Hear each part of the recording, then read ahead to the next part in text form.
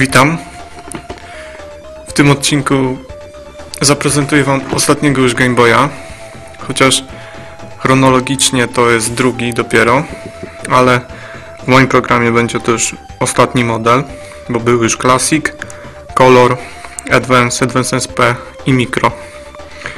Nie było tylko Game Boya Light, ale wracając do tematu. Game Boy Pocket jest to konsolka, która miała premierę w 1996 roku. Jest to pomniejszona wersja Classica. Konsolka ukazała się na 2 lata przed premierą Game Boya Color. Tak, Game Boy Pocket jest naprawdę malutki. Jest najmniejszy ze wszystkich starych Game Boyów. No i ma lepszy ekran niż Game Boy Classic.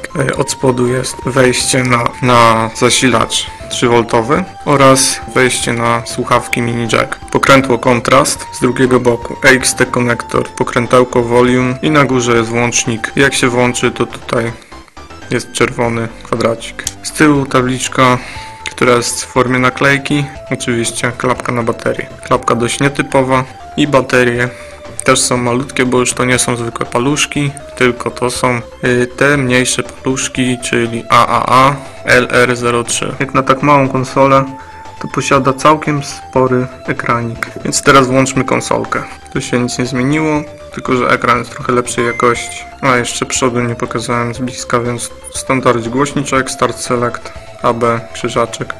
Przyciski są mniejsze niż w innych Game Boyach. Teraz odpalę jakąś gierkę. Standardowy zestaw. Na początek Zelda. No i mam też pokrętło od kontrastu. Możemy sobie regulować, czy ciemniej, czy jaśniej.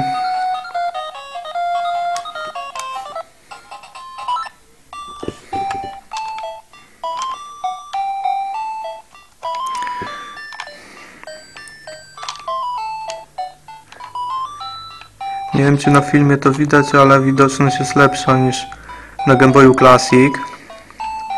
No bo tutaj ekran jest lepszy, bo w Game Boyu Classic był ekran zielony, a tutaj jest ekran szary, a konkretnie to w 4 odcieniach szarości. I no jest bardziej przejrzysty, zdecydowanie bardziej przejrzysty niż w Game Boyu Classic. I gra się naprawdę bardzo wygodnie i bardzo przyjemnie. Nie trzeba się już wpatrywać tak jak niekiedy w Game Boyu Classic, gdzie były piksele jak pięści. Tutaj jest bardziej szczegółowo, w zasadzie tak jak na Game Boyu Color, tylko że w czerni i bieli. I ja osobiście bardzo lubię grać na Pockecie, ze względu na właśnie bardzo fajny wyświetlacz. No to tyle odnośnie Zeldy. A teraz jeszcze druga standardowa gra, czyli Super Mario Land. Super Mario Land, dobra. No i wiadomo, Mario jak Mario. Już pokazywane wielokrotnie w moim programie. No i też jak widać wygląda lepiej, chociaż oczywiście jak zwykle nie widać zbyt wyraźnie, ale wierzcie mi na słowo, że jakość obrazu na ekraniku Game Boya Pocket jest nieporównywalnie lepsza z Game Boyem Classic. Więc gra się naprawdę wygodnie i przyjemnie.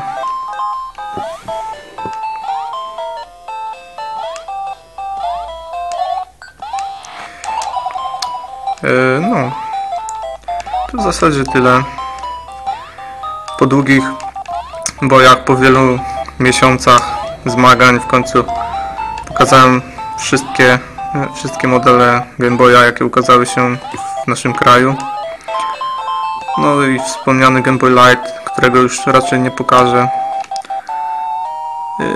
A tak ogólnie Pocket świetna konsolka, idealna do starych gierek, bardzo wygodna w użyciu, z całkiem sporym i wyraźnym ekranem.